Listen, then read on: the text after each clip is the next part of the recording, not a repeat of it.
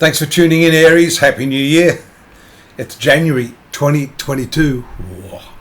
Have a look at this horoscope here. I'm going to animate it because it's going to set the trend for the rest of the year. Importantly, if you have a look at this nodal axis, all of the planets are located within this sector, the third house of your horoscope and the ninth house of your horoscope.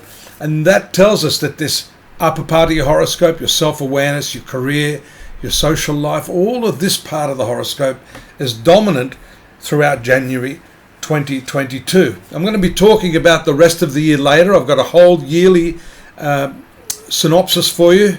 You might want to have a look at that after you've looked at this introduction to 2022.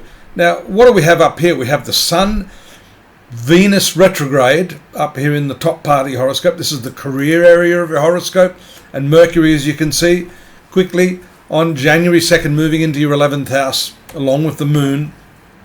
January 3rd, there's a new moon. I missed that. That's also occurred there in the 10th house of your horoscope, indicating new beginnings for you in your work, your professional life, and to a large extent, your self-esteem. This 10th house really is the culmination of everything you're working towards as a human being. It's not just about your work. It is the house of karma. And it shows the actions that you're going to perform, the work you're going to do. The Sun is always in a good position here in the upper part of the horoscope. Gee, the dates are going quickly here. I better keep up. I noticed here that there's a trine on January 1. That really sets the trend. Innovation in your work. There's a trine from the Sun to Uranus here, the planet of progressive thought. And so you'll be thinking about new ways to get that financial situation under control. You're going to be thinking outside of the box for sure. There's a full moon on the 18th. I'm going to jump ahead of this time, so I've been missing a few of the aspects here. The 18th, I'm looking at my notes here. That full moon takes place in the sign of Cancer, and this has to do with your domestic sphere. So you've got a new moon in the career area that's going to be offset by this full moon in your fourth house on the 18th.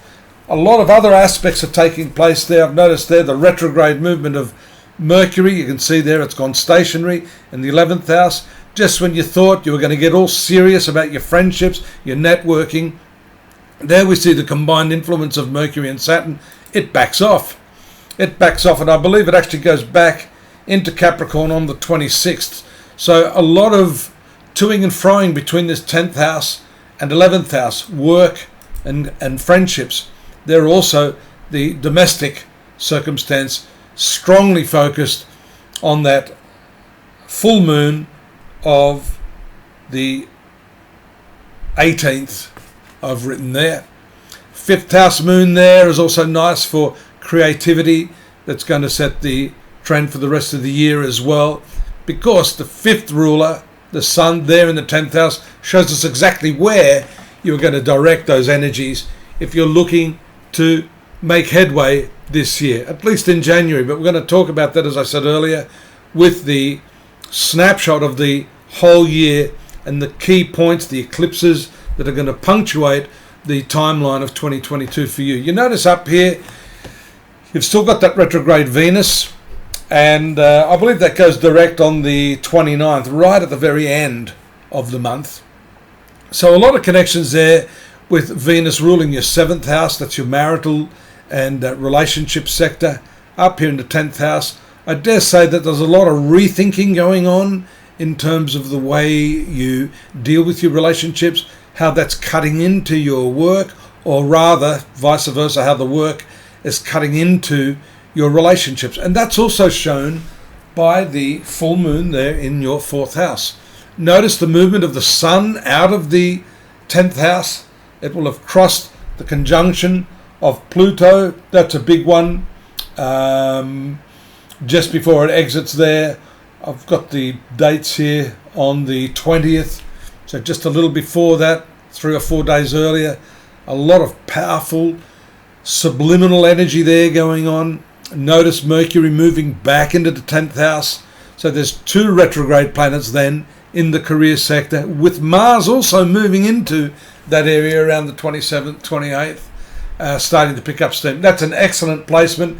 It acts as a substitute for the sun, which has its directional strength in that upper part of your horoscope. Mars also has directional strength. That means there's a lot of strength in the southern direction.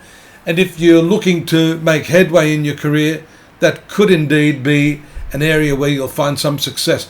Right on the 31st, look at that. You're not able to escape all the energy of that 10th house power.